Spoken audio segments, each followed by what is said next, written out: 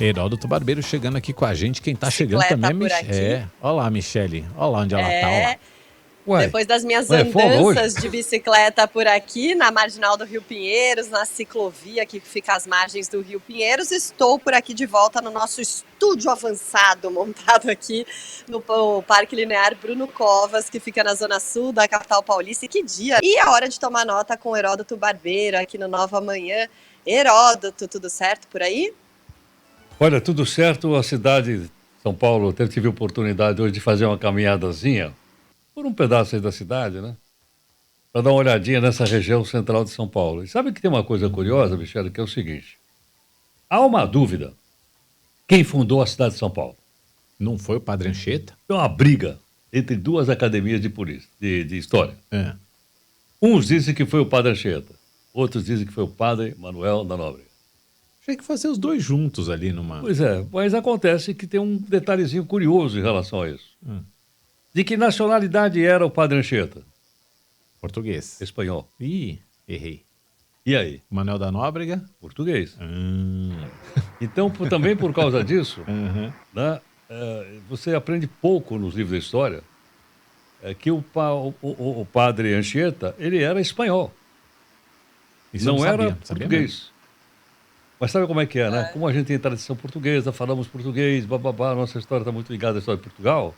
Então, geralmente, a gente omite que o Padre Manuel da Nóbrega nasceu na Ilha das Canárias e era espanhol. Olha. E uma coisa curiosa. O Anchieta. O O Anchieta. Anchieta ou Manuel? O Anchieta. Anchieta era espanhol. Anchieta é espanhol. Aham. E uma coisa curiosa também. A comunidade espanhola aqui em São Paulo, um pouco mais para frente, ela foi muito forte. Pra ter uma ideia, houve um período em que Portugal e Espanha foram reunidos num só país. É um período que vai de 1580 a 1640. Bom, quando houve a separação de novo em 1640, a comunidade espanhola da cidade de São Paulo não quis aceitar o rei de Portugal. Ih, E aí elegeu um cidadão chamado Amador Bueno para rei de São Paulo. Então São Paulo teve um rei. E quando ele soube que ele tinha sido aclamado rei, o pessoal saiu na rua, viu o rei e tal, ele ficou temeroso que o seu pescoço fosse colocado numa corda. E o que ele faz? Ele foge pela região central de São Paulo e se esconde na igreja de São Bento. olha só. Não é a atual, é a antiga É. igreja. Essa daí tem Aham. mais ou menos assim.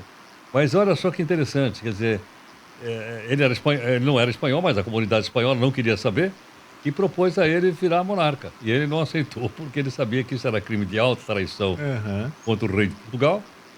E portanto, ele não se elegeu. Mas veja que coisa curiosa. Agora, as academias aqui de história, a estátua do Anchieta, o pessoal que vem de fora de São Paulo, está na Praça da Sé, que é chamado Marco Zero da cidade. Marco Zero porque a partir dali é que as estradas todas são medidas. Mas outros dizem não, foi o Manuel da Nóbrega.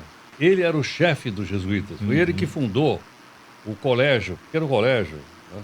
Hoje está restaurado, logicamente, também na região central de São Paulo, onde está o repórter Rafael Teba, de onde ele vai dar hoje uma aula sobre a fundação de São Paulo daqui a pouquinho. Que é a região do pátio do colégio, né? Que é Pátio do a colégio. região que marca a fundação de São Paulo. E Heródoto, durante muitos séculos, inclusive, São Paulo foi considerado por outras províncias do Brasil, né? Um lugar meio violento, selvagem, né? De pessoas assim que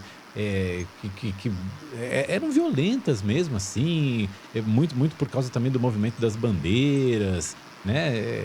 Depois é que São Paulo ganha esse ar de um lugar de progresso, de riqueza, né? Não foi sempre assim, não, né?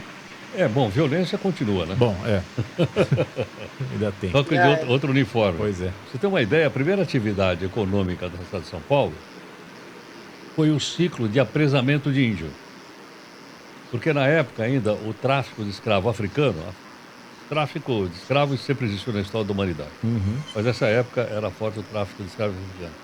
Não havia mão de obra. Então os bandeirantes saíam de São Paulo em direção ao sul, Paraná, em direção aí à região mais próxima da colônia espanhola, e os índios eram apresados e trazidos para São Paulo, e aqui eram vendidos como escravos. Então a primeira escravidão que teve em São Paulo foi a escravidão indígena.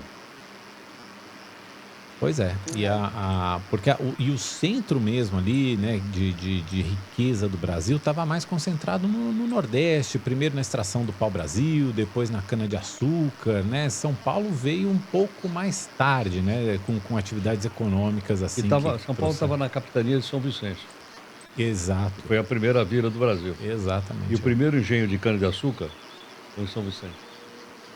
Pois é, Chamava Engenho dos Jerônimos. não, Eu não, andei lendo esse dia aí no livrinho de história. não, uns livrinhos por aí, né?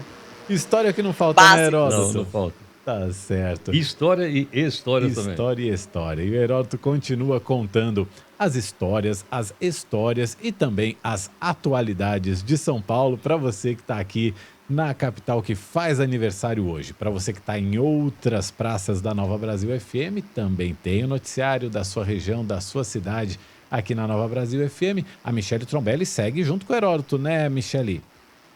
Opa, seguiremos aí nessa transmissão especial dos 469 anos de São Paulo, aqui no Nova Manhã São Paulo.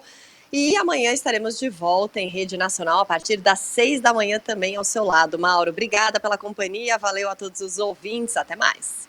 Valeu, Michele. Obrigado, Heródoto. Obrigado Até a já. você que nos acompanhou. Eu também estou de volta amanhã a partir das 6 da matina. Tenha uma ótima quarta-feira.